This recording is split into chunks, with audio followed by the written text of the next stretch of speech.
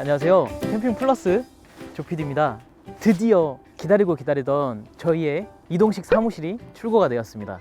그래서 오늘 영상은 캠핑카에 대한 리뷰가 아니라 구입을 결정한 시점부터 출고받은 이 시점까지의 저희가 어떤 과정을 겪었고 비용이 얼마나 소요가 되었는지 그런 정보를 여러분께 드리려고 이번 영상을 준비했습니다. 지금 안에는 거의 텅텅 비어있는 상태인데요. 이제 저희 짐들이 이쪽으로 이사를 할 예정입니다. 그래서 좀 할 일이 많아요. 그래서 이번 영상은 정말 캠핑카를 구입을 앞두고 계시다면 캠핑카를 출고하기까지의 정보가 담겨 있으니까 좀 여러분께 도움이 되셨으면 좋겠습니다. 사실 저희 채널 시작한 지 얼마 안 됐을 때부터 이렇게 실사용을 하고 약간 애로사항이나 노하우 같은 걸 여러분께 전달 드리려면 캠핑카가 있어야 될 것 같아서 초창기부터 사실 이렇게 계약을 하려고 했었는데 그 안에 되게 많은 일들이 있었어요.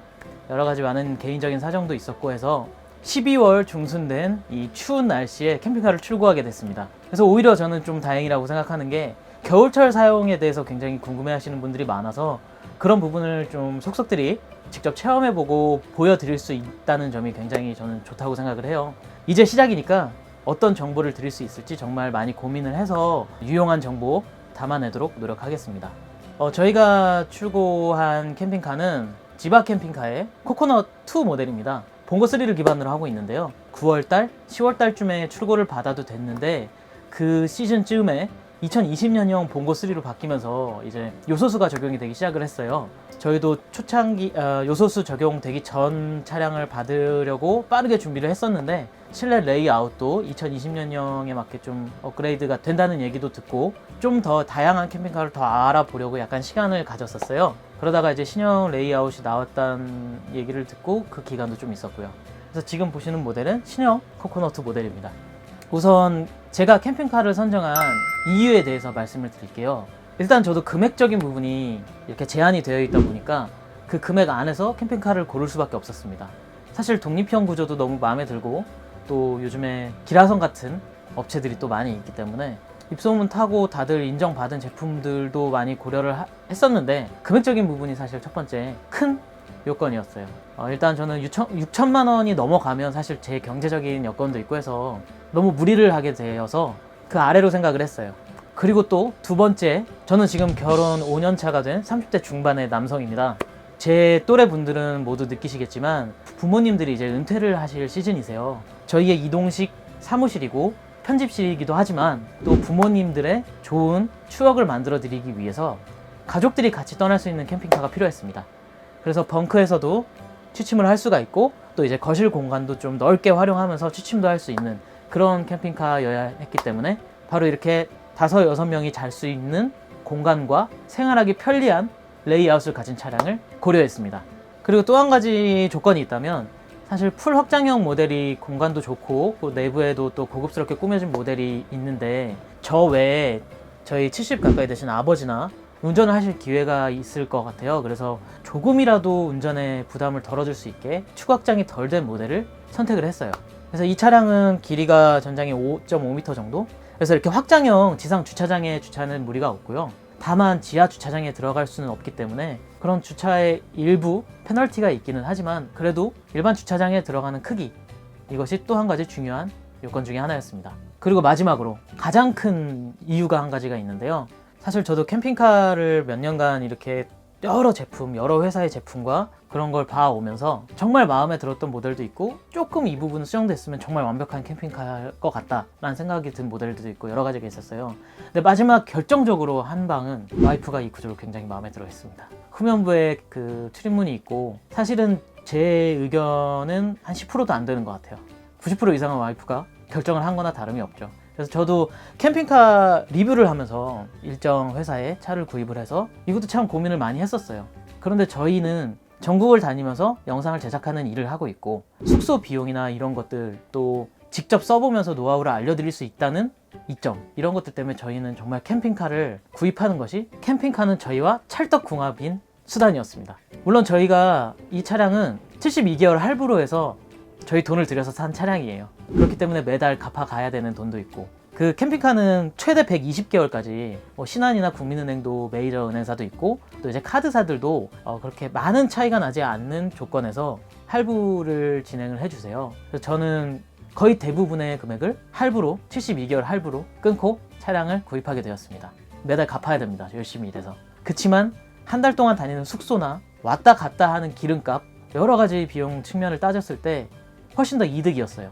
주변에서 말씀을 하신 게 그래도 젊은 나이에 굉장히 한량처럼 이렇게 캠핑카 갖고서 지내는 거 아니냐 말씀해 주시는데 저희는 이게 정말 이동식 사무실이자 숙소자 편집실입니다. 그리고 촬영차이고요. 그래서 이렇게 큰 결단을 내리고 캠핑카를 구입하게 되었습니다. 구입을 결정을 하고 계약서를 쓰고 캠핑카를 출고하기까지 좀 몇 가지 단계들이 있어요. 그래서 이 출고받기 전까지의 저희가 어떤 일을 했는지에 대해서 간략히 설명드리겠습니다. 그리고 저는 이제 바로 이삿짐을 넣어서 짐을 채워가지고 바로 떠날 준비를 해야 됩니다. 그래서 지금 저는 캠핑 용품이나 이런 것들은 거의 없어요. 뭐 낚시용 의자라든가 이런 거 정도는 있는데 어떤 걸 사면 정말 잘 활용하게 될지 구독자님들께서도 경험이 있으시다면 추천 좀 해주세요. 캠핑 용품에 대해서. 캠핑카를 타고 캠핑은 많이 해봤기도 했고 또 리뷰도 많이 했지만 사실은 이제 내 거가 된 시점에서는 좀 다른 의미가 되더라고요. 이 캠핑카를 어떻게 활용하면 될까?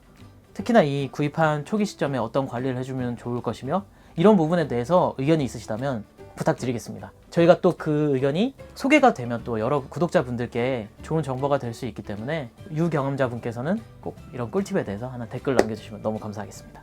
그럼 이제 캠핑카 출고하기 전까지의 과정에 대해서 간략하게 보여드리도록 하겠습니다.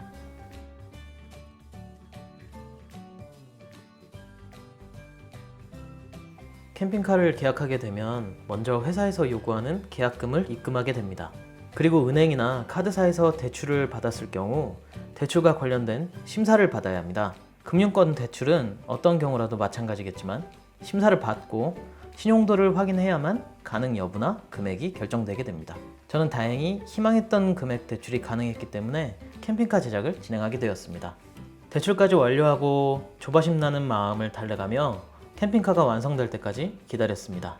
인내의 시간이 지나고 업체에서 차량 출고일을 통보받게 되는데요. 출고 전 일주일 동안 몇 가지 일들을 부지런히 처리해줘야 합니다.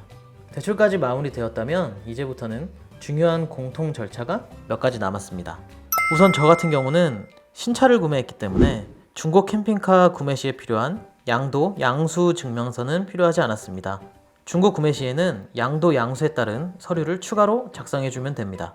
앞선 사항들이 준비가 되었다면 첫 번째로 자동차 제작증을 캠핑카 제조사로부터 꼭 전달받아야 합니다. 자동차 제작증은 차고지 증명 발급이나 자동차 보험을 가입할 경우에도 꼭 필요하기 때문입니다. 자동차 제작증을 발급받으셨다면 해당 지역에 위치한 차량 등록 사업소에 방문합니다. 두 번째 절차인 차고지 증명 때문입니다.